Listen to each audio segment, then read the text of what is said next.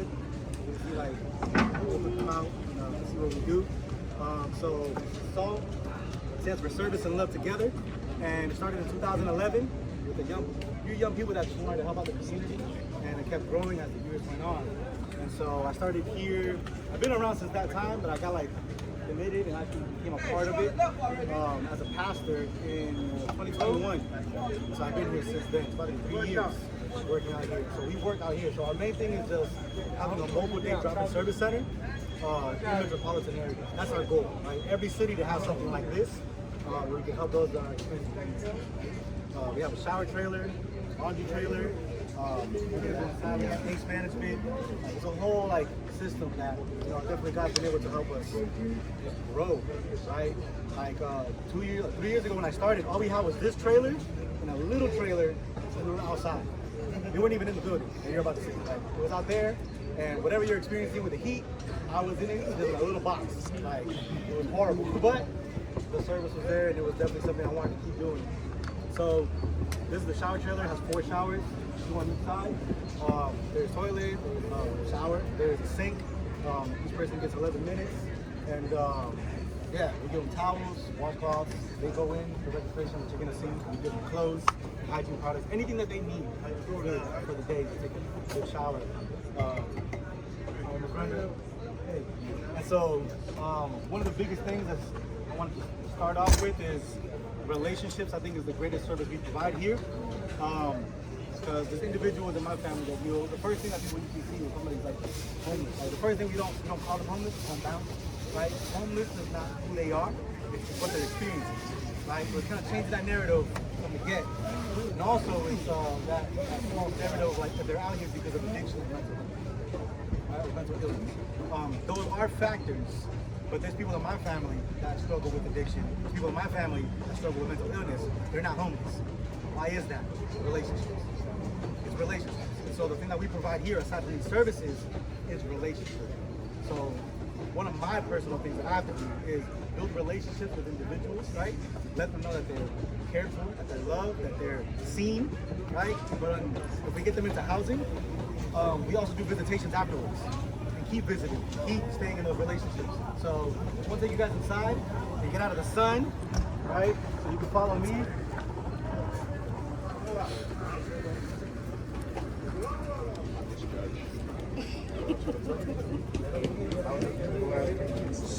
Okay. I'm walking the grill. Shower. All right, I'll come back.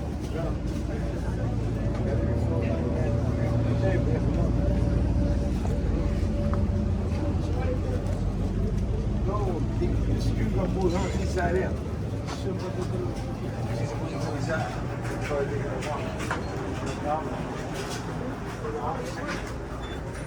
Hey.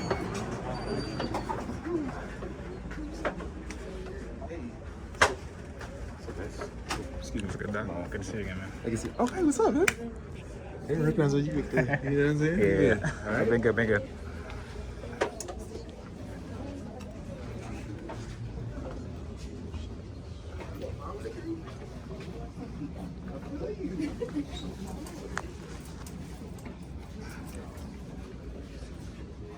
That's another alley pass. What's up?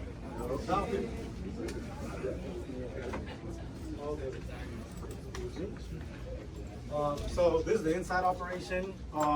This building in here, we were operating outside, and the Christian Service Center is like the whole campus. And so they provide, every organization here is dealing with like helping those that are experiencing homelessness. So you have Compassion Corner, they give breakfast, they do Bible studies in the morning, they do lunch at 12. There's another organization called Straight Street, they do dinner. There's another organization called First Step to get back into like jobbing, or people have like records, get them into like job placements. And so here, this building was operated by someone else, but we kind of like bring in such traffic with the services that we provide that they were like, hey, y'all could use this building.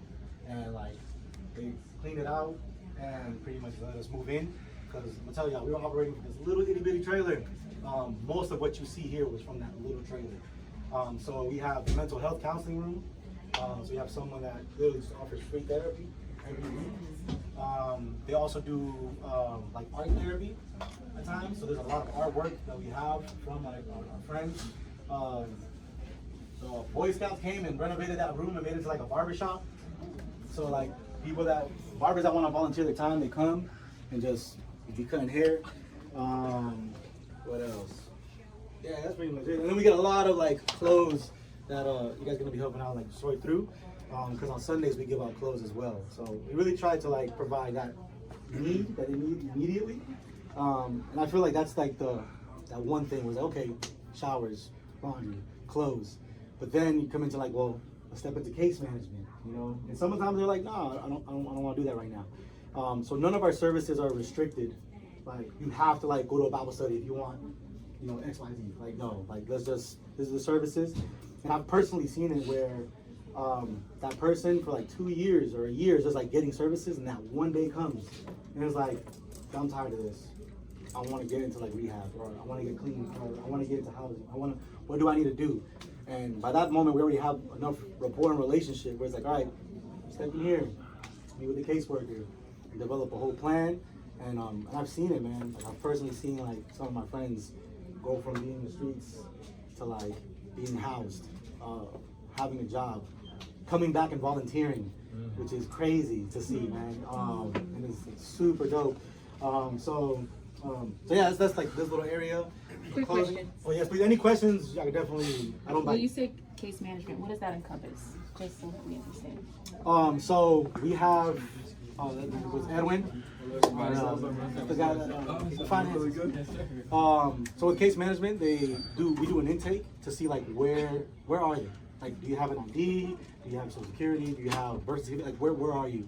Right? A lot of individuals that are outside, man, it's crazy. Like, their stuff gets stolen all the time. Like, you know, they have a book bag. In that book bag is their whole world, and it just got taken, and now they got to start the whole process all over again. So we help with setting up so they can get their IDs. Setting up, pretty much, we take all the things that, like, what's keeping them in the streets, and we set it up into action steps. So like, hey, you have like 12 steps to do to like step out of like experiencing homelessness. And along the way, as we're doing that, we're connecting with like shelters or like affordable living, like apartments and other organizations that help in housing. And so yeah, we do intakes, assessments, like truly just help. Sometimes they're like, man, like what was it? This guy came 2 days ago. He's like, man, I just need to get back home. I'm like, well, where's home? North Carolina. All right. He's like, do you have someone we can talk to that will let us know that you're going to be housed if we send you to North Carolina? Right? We're not trying to send you to North Carolina to experience the homeless over there. So we do like a verification of that. And if everything checks out, we buy the ticket and they're reunited. And then we follow up. I follow up, you know, calling, checking in. Hey, how's this person doing? You know, there was a list I was going through. 12. There was 12 people. Out of the 12, 10 were still being housed. 10 were still like, I was talking to one of them and they're like, yo, this person's thriving right now. They stepped up and like, they're taking care of their family, they're taking care of their children. Like, it's amazing to hear, you know? So, I don't know if that answered. Yeah. Cool. We're actually gonna see the case management room. Follow me.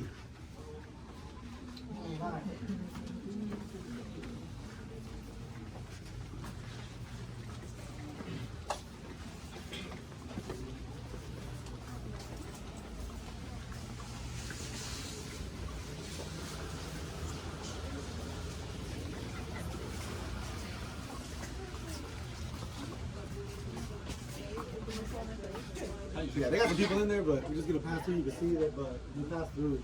There's the rooms, the office, case management, and we can definitely go through it.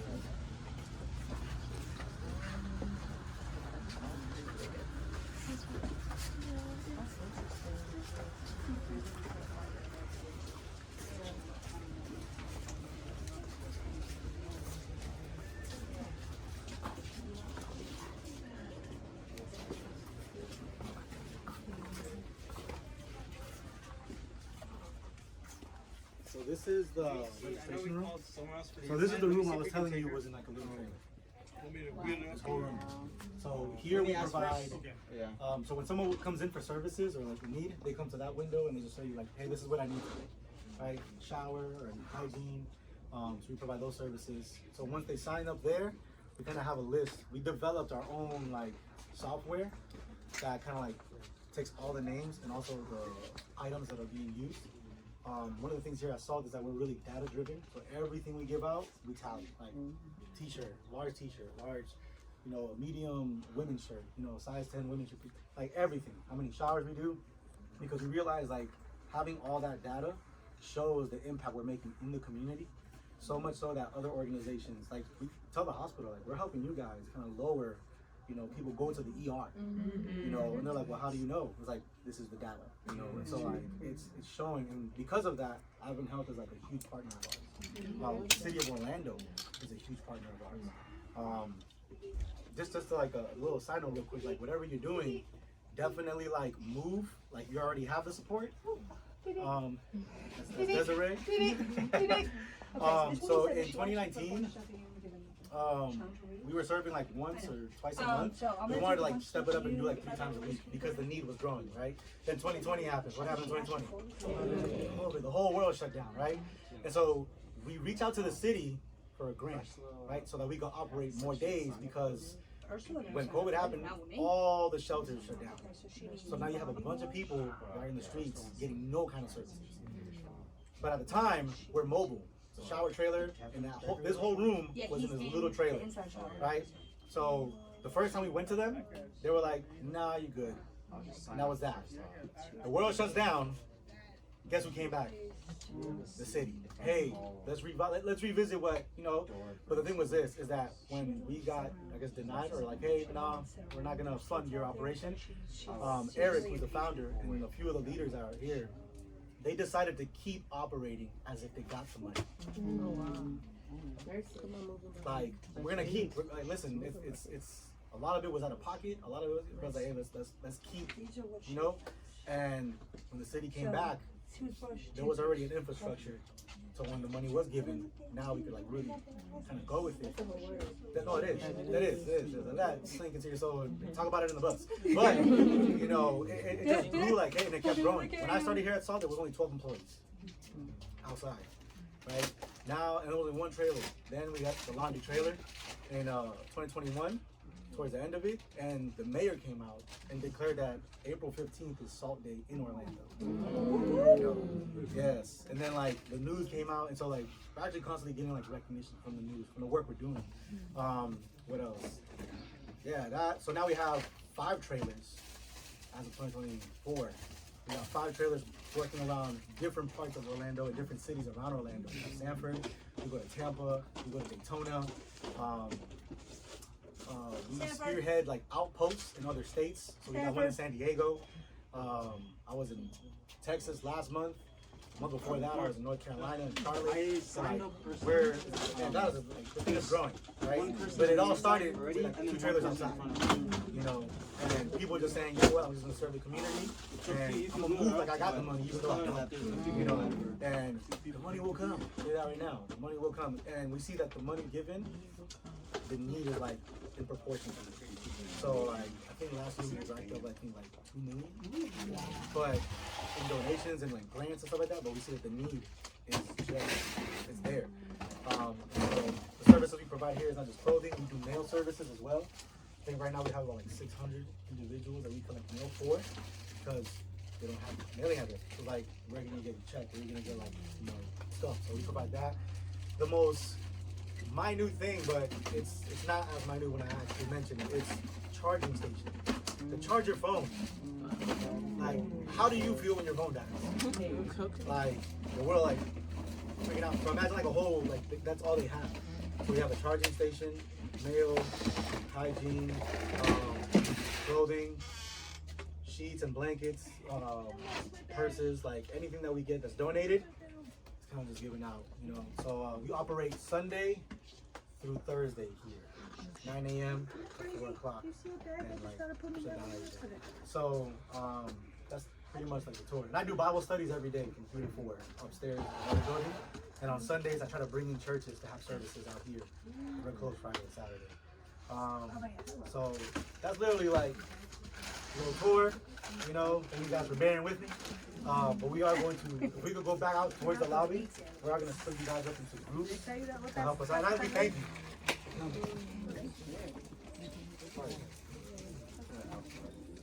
outside. Ooh, it's hot. Ew, hot air.